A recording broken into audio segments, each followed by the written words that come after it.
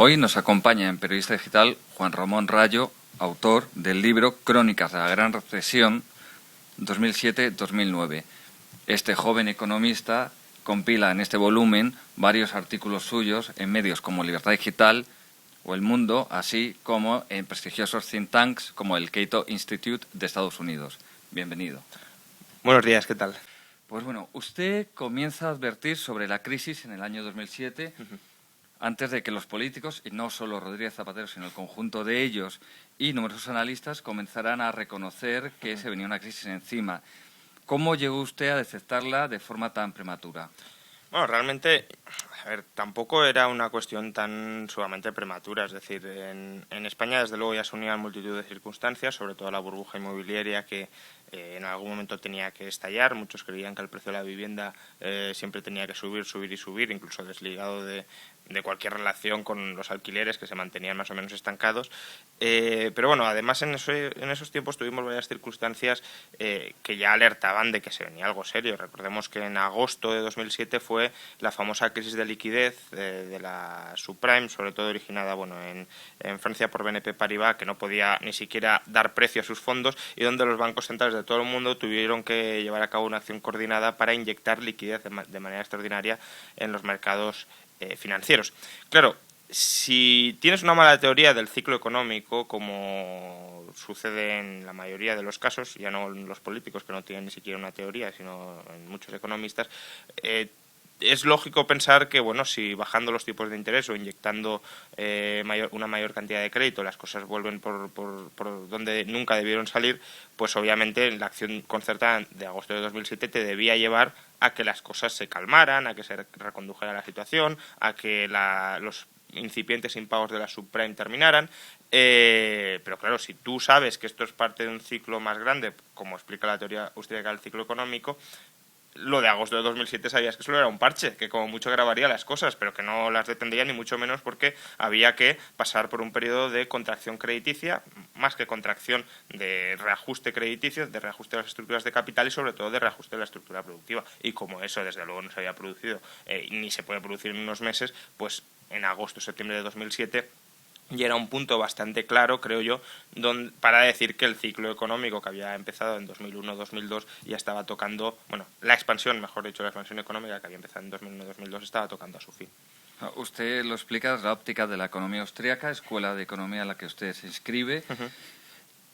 ¿Vemos que esta escuela está creciendo ahora frente a la crisis o, sin embargo, sigue reducida a ciertos núcleos de economistas?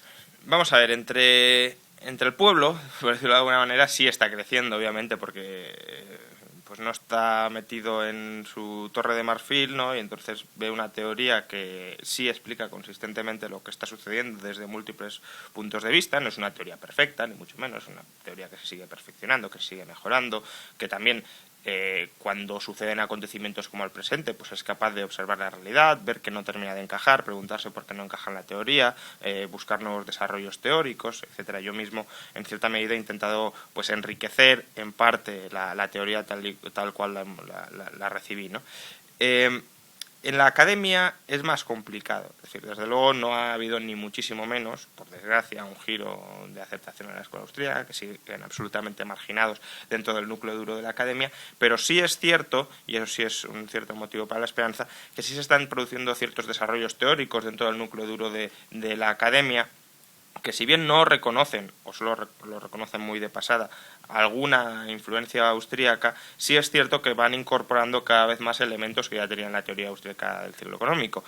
Yo, pues, como sí confío algo en la ciencia, y mira que es difícil confiar en una ciencia como la económica, que lleva un siglo dando palos de ciego, sí creo que a largo plazo a lo que asistiremos muy probablemente no será el reconocimiento de que la escuela austríaca tenía razón, por múltiples cosas, porque ya tiene una metodología que ellos consideran inaceptable, porque además ello pues chocaría un poco con su concepción siempre a mejor y nunca en retroceso de la ciencia, pero sí que irán incorporando las teorías de la escuela austríaca dentro del núcleo dominante, como si eso fueran desarrollos originales cuando en realidad ya estaba perfectamente desarrollado desde hacía décadas, incluso más de medio siglo, ¿no? Diferente a esta economía austríaca, vemos como en círculos políticos o incluso también en círculos periodísticos hay quien defiende el keynesianismo. De hecho, usted denuncia a lo largo de varios de sus artículos que este keynesianismo de los políticos es un error, que tan solo está agravando el problema.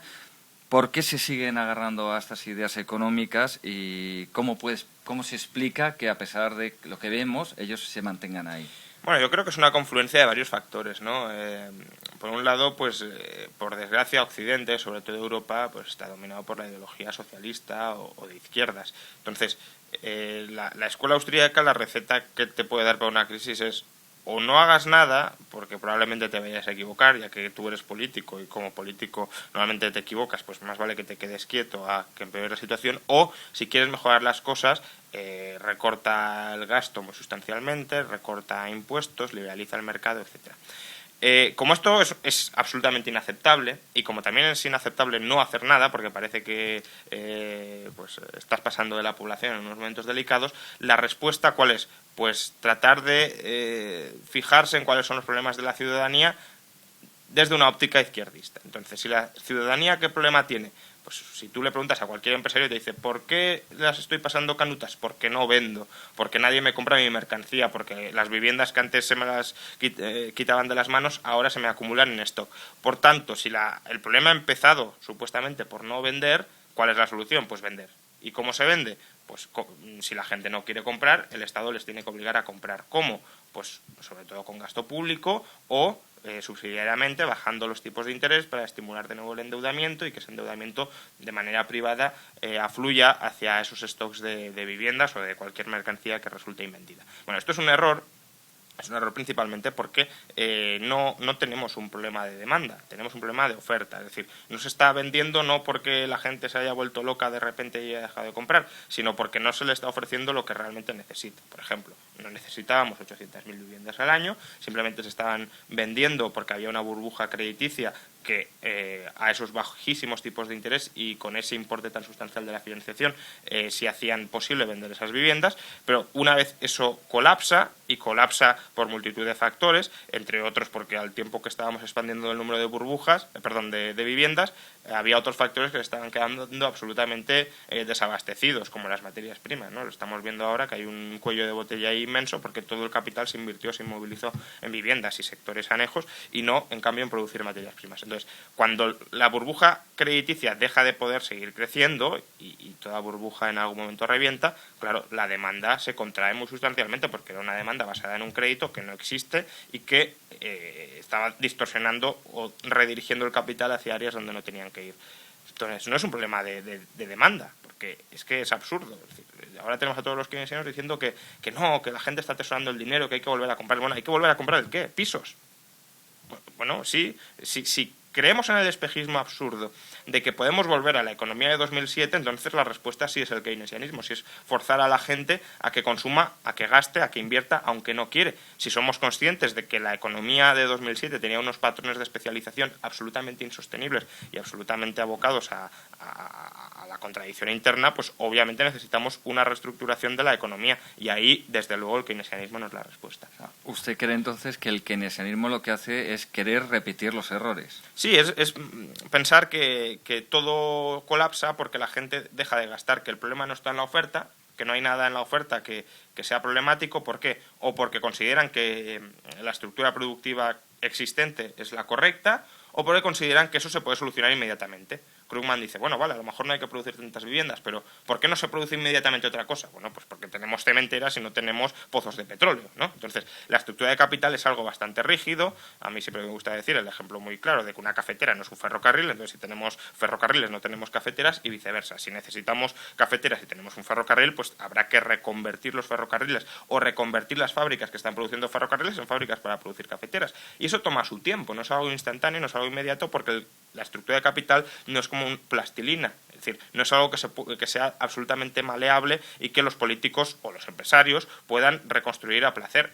Es un proceso muy duro que lleva normalmente mucho tiempo, sobre todo si tienes a una sociedad tremendamente endeudada, que ya ha comprometido una gran cantidad de sus recursos presentes a repagar las deudas futuras, etcétera. Entonces, el keynesianismo por eso no es la respuesta, porque ni teníamos la estructura productiva que necesitábamos, ni la estructura productiva que necesitamos estructura productiva y de capital, cuidado, porque la forma en que están financiadas las empresas también es esencial, y ahora mismo están financiadas con un exceso de deuda muy grande y hay que reconstituir la parte de fondos propios, pero bueno, ni la estructura financiera ni de capital era la adecuada y no se puede cambiar en 2 tardes.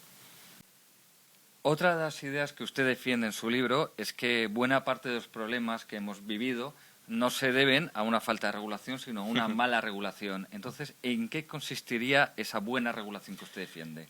Bueno, yo soy partidario de que los mercados se autorregulen, pero para que los mercados se autorregulen tiene que haber unos derechos de propiedad bien definidos. Entonces, en la actualidad lo que tenemos es un estamento bancario absolutamente privilegiado, por múltiples motivos. Para empezar, la moneda la emite un monopolio, que es el Banco Central, y es una moneda que hasta hace 40 años, en realidad hasta hace más, porque 40 años era un poco trampa, pero bueno, hasta hace 40 años al menos, ya no está vinculada, o desde hace 40 años ya no está vinculada al oro. Entonces, ¿qué provoca esto? Pues que el Banco Central puede expandir la cantidad de dinero sin ningún soporte real. Y puede expandir la cantidad de dinero, o mejor dicho, de crédito, para no entrar en debates teóricos muy profundos. ¿Para qué? Pues si un banco, el negocio bancario privado, ¿en qué consiste? Pues consiste en endeudarse a corto plazo, es decir, capta un depósito a la vista e invierte a largo plazo. Presta, por ejemplo, dinero para una hipoteca. Entonces, el banco en cada momento puede tener que devolver todo el dinero de su pasivo, porque la gente puede ir y decirle, devuélveme los euros, pero en cambio los activos con los que tiene que devolver esos pasivos, las viviendas, no maduran, no lo devuelven el dinero hasta un plazo de 40 años. Entonces, el banco está permanentemente al borde de la suspensión de pagos. Para esto está el Banco Central, para refinanciar continuamente a los bancos privados. Hasta hace 40 años o un poco más, como el Banco Central no podía expandir su crédito demasiado porque entonces empezaba a perder oro y cuando perdía oro tenía que cortocircuitar el chorro de crédito hacia los bancos privados, pues los bancos privados también sabían que no podían expandir mucho el crédito porque el Banco Central los podía apoyar un poquito pero no mucho. ¿Qué sucede? Desde el año 71, cuando se abandona Bretton Woods, el dinero fiduciario que empleamos deja de estar vinculado al oro. Con lo cual los bancos centrales tienen muchísimo más margen para expandir el crédito. Y si los bancos centrales tienen muchísimo más margen para expandir el crédito, también lo tienen los bancos privados. Y cuando lo tienen los bancos privados, bajan tanto los tipos de interés que distorsionan absolutamente la estructura productiva y generan una burbuja de endeudamiento como la que estamos viendo. Entonces, eso es un marco privilegiado de la banca, porque una banca que debería entrar en suspensión de pagos, si acomete las estrategias financieras actuales, no lo está haciendo. Entonces, si no tenemos derechos de propiedad bien definidos, es decir, dinero privado, bancos centrales que no sean monopolísticos, sino que estén en régimen de competencia, y leyes concursales que se apliquen inmediatamente a la banca, es decir, si está en suspensión de pagos, que se la intervenga por los acreedores, la buena regulación lo que consistiría sería en una regulación prudencial dentro de este marco privilegiado, que se impidan grandes descalces de plazos, es decir, grandes desajustes entre el activo y el pasivo, y apalancamientos extraordinarios por parte de la banca. Me parece un sistema, una regulación falible que lleva a bastantes distorsiones, pero en todo caso muy preferible a la barra libre que tenemos en la actualidad. Ya viniendo a lo que es a España, ¿cuáles son los mayores errores, o cuáles han sido a lo largo de estos años, los mayores errores del gobierno de Zapatero a la hora de hacer frente a la crisis? Pues básicamente yo desde 2007 ya venía diciendo que lo que había que hacer era bajar el gasto, bajar impuestos y liberalizar todos los mercados. Bueno, pues el gobierno de Zapatero, si nos fijamos, ha hecho justamente lo contrario. Entonces quizá no sea tanta casualidad que estemos como estamos, ¿no? Primero bajó los impuestos sin bajar el gasto, lo cual generó déficit, y eso no es bajar impuestos realmente, es retrasar el pago de esos impuestos, que eso nunca lo hemos defendido los liberales, porque encima hay que devolverlos con intereses. Luego incrementó muchísimo el gasto, ya no solo el gasto discrecional tipo planes E y planes de estímulo varios, sino también que no recortó, es decir, te cayeron monumentalmente los ingresos porque dependían de los ingresos del ladrillo, eso desaparece y tú, en lugar de ajustar, como haría toda familia, tus gastos a tus menores ingresos, seguiste gastando tanto más que antes y eso generó un déficit pues, de más de 100.000 millones en 2009 y en 2010. Y luego, todo eso por el lado del gasto y de las finanzas del Estado, pero es que luego no ha liberalizado ni un solo mercado. Solo ha empezado a reformar mercados cuando Bruselas se le ha echado encima, pero los ha reformado de tal manera que en verdad no ha reformado nada, porque lo último de la negociación colectiva ya lo hemos visto, es decir, no cambia absolutamente nada del mercado laboral. Entonces, si tú tienes un mercado laboral, un mercado de factores absolutamente rígido, estos no se pueden recolocar a lo largo de la economía. Y si tú encima tienes al Estado que está gastando y se está endeudando masivamente, lo que estás generando es captar todo el capital para ti que necesitarías para reconstituir la estructura de capital y la estructura productiva de los agentes y encima añadiendo más impuestos futuros a una economía que no tiene margen para ello. ¿Y usted cree que un gobierno de Mariano Rajoy hubiera actuado durante estos años de forma contraria y cree que va a actuar en otro sentido si llega al poder? Pues no lo sé, es decir, en principio siempre puedes pensar que el PP tiene bastante más o algo más de sensatez que el Partido Socialista, sobre todo en materias económicas, pero desde luego el discurso que ha mantenido Mariano Rajoy, no sé si por populismo simple y duro o porque realmente lo cree, lo cual sería el escenario más preocupante, ha sido todo lo contrario, es decir, las tibias reformas que hacía el gobierno o los tibios planes de ajuste que hacía el gobierno eran criticados como el desmantelamiento del Estado social y de bienestar, etcétera. Entonces, con ese discurso, desde luego, no vamos a ningún lado, salvo al hoyo. ¿Qué va a hacer en el futuro? Pues no lo sé. Porque es que, insisto, yo no sé, es decir, el problema del discurso que ha mantenido Rajoy es que es una incógnita total, puede ser un insensato o un oportunista. Prefiero que sea un oportunista, de momento. Puede ser un insensato y que Bruselas lo reconduzca y en ese caso también tendríamos un escenario que, bueno, si al fin y al cabo se deja intervenir y hace caso a Bruselas, pues podríamos tener las reformas que necesitamos, pero no lo sé, es especular sobre algo que, por desgracia, no ha mostrado cuando debería haberlo mostrado, que es haciendo oposición durante 8 años al gobierno. Una pregunta difícil por la posible respuesta. Si un banco va mal, ¿hay que dejarle caer? Hay que dejarle caer, veamos, hay que recapitalizarlo. ¿Pero cómo hay que recapitalizarlo? O hay que dar la opción a que se recapitalice, mejor dicho. No a través de planes de estímulo públicos, sino a través de una operación empresarial que se aplica en numerosas compañías, pero que casualmente no se ha querido aplicar a los bancos. Ahora sí está diciendo la Comisión Europea que a lo mejor habría que haberlo hecho así. Yo y alguno más ya lo propusimos cuando empezaron a caer los bancos, y es la capitalización de deuda. Es decir, un banco, ¿por qué quiebra? Porque sus deudas superan a sus activos, ¿no? Su activo cae tanto de valor que no puede devolver todo el dinero que tiene. Pues bueno, si convertimos parte de esas deudas no en una quita, es decir, no que impaguemos, sino las convertimos en fondos propios, es decir, en accionistas del banco, automáticamente lo estamos recapitalizando. Yo hice un estudio para la banca estadounidense en función del dinero que metió el gobierno de Bush a los bancos estadounidenses y salía que, como mucho, tenías que convertir el 5% de sus pasivos en fondos propios para estar automáticamente recapitalizados. Y en algunos era algo tan absurdo como el 0,5% de sus pasivos. Es decir, a los tenedores de deuda les tendrías que haber dicho el 95% lo vas a cobrar religiosamente y el 5% no es que no lo vayas a cobrar, es que van a ser acciones del banco, que luego pueden subir de valor, etcétera. De hecho, han subido de valor luego, ¿no? Goldman Sachs y demás. Entonces, con eso no habría que haber metido ni un solo dólar del contribuyente. Y en Europa, pues 3/4 de lo mismo. No se hizo, se prefirió que el gobierno metiera el dinero y las manos, porque al final también estaba controlando las acciones y las decisiones que tomaban los bancos, lo cual distorsionó sobremanera, pues si podían pagar dividendos, si no, cómo captar capital, cómo no hacerlo. El CEO de Wells Fargo dijo que no quería el dinero del gobierno de Estados Unidos porque él creía que lo podía captar más fácilmente si le dejaban hacer a su gusto. Pero bueno, Paulson, el liberal Paulson, ex CEO de Goldman Sachs, le obligó, en un documento que luego se filtró a la prensa, a él y a todo el resto de banqueros a que aceptaran el dinero público con amenazas de que si no, igualmente se lo iban a exigir luego, pero no tendrían soporte estatal, no tendrían aval estatal. Entonces, simplemente habría que haber recapitalizado la deuda de los bancos, capitalizado la deuda de los bancos. No se hizo porque los gobiernos prefieren meter las manazas y la cartera del contribuyente allí donde no debería estar. De lo que usted dice, deducimos, y además lo sostiene en su libro, que Bush, lejos de ser ese neoliberal que nos han tratado de vender, ha sido un intervencionista. Efectivamente, sí. Es que, vamos a ver, Bush ha hecho prácticamente lo mismo que Obama. Es decir, no olvidemos que en 2008 Bush hizo un plan de estímulo de menor cuantía, pero aún así bastante importante, alrededor de 250 a 300 mil millones de dólares, para que las familias consumieran más, cuando en aquel momento lo que necesitábamos, y lo que necesitamos también ahora, no es más consumo, sino más ahorro.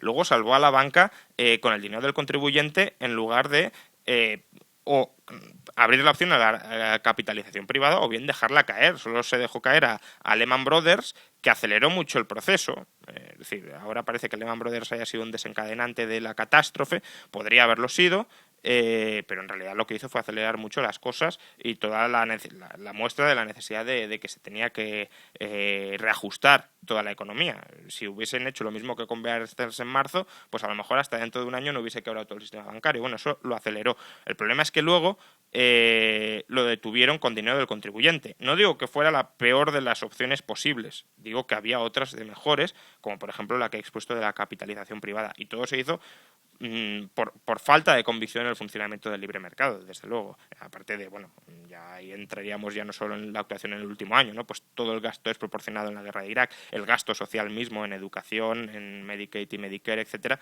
pues todo eso es una losa. Es decir, hasta la llegada de Obama, Bush había gastado más dinero que todos sus sucesores juntos, ¿no? Entonces, ahora ya lo ha superado Obama, pero que en su momento pues fue un intervencionista del carajo, mejorando lo presente. Ya a grandes rasgos y para terminar, ¿qué deberían hacer los gobiernos para que pudiéramos salir de una forma definitiva de la crisis?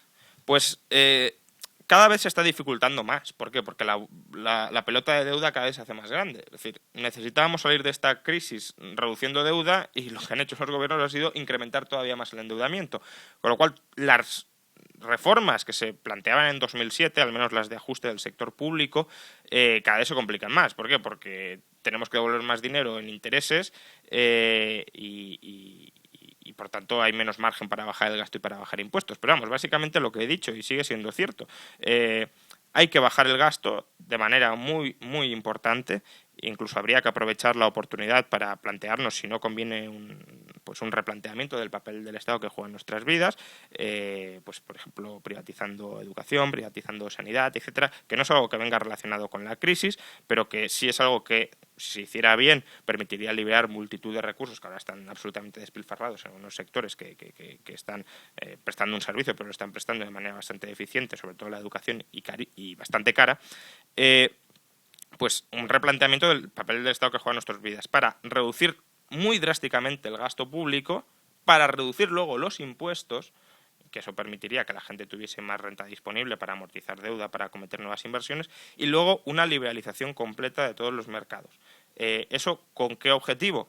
Pues si tenemos una crisis que se origina porque los patrones de especialización de la economía se han vuelto insostenibles, por ejemplo, la vivienda, que no hace, hay que reajustar esos sectores y construir, por ejemplo, una industria exportadora competitiva y potente, es necesario que las barreras de salida y de entrada entre sectores pues sean las mínimas posibles. ¿Por qué? Porque los factores tienen que salir de la construcción, que de momento han salido porque la destrucción de empleo está ahí, pero tienen que entrar en los nuevos sectores y para eso pues hace falta un ajuste transitorio de los salarios porque la productividad en los nuevos sectores al principio es nula, es decir, cuando tú estás construyendo una empresa no esperes ganar mucho dinero de entrada, por tanto si no se gana mucho dinero tampoco puedes esperar cobrar mucho, por desgracia, y todo eso hay que dotarlo de una flexibilidad que no existe hoy en día y que mientras no exista pues no vamos a reconfigurar la estructura productiva, y si no se reconfigura, pues ni empleo, ni crecimiento, ni capacidad para amortizar la deuda, etc. Entonces estamos en un círculo vicioso en el que nos han metido los políticos por su mastodóntico intervencionismo y es muy difícil de salir, cada vez es más difícil de salir, porque es que es lo que tiene el déficit, que cada vez tienes más deuda a tus espaldas y a ver de dónde recortas. Pues muchísimas gracias, don Juan Ramón Rayo, y solo queda recomendar a nuestros lectores, a nuestros espectadores, que compren Crónicas de la Gran Recesión 2007-2009 y bueno, aprendan algo de economía y especialmente de economía austríaca. Muchas gracias. Muchas gracias.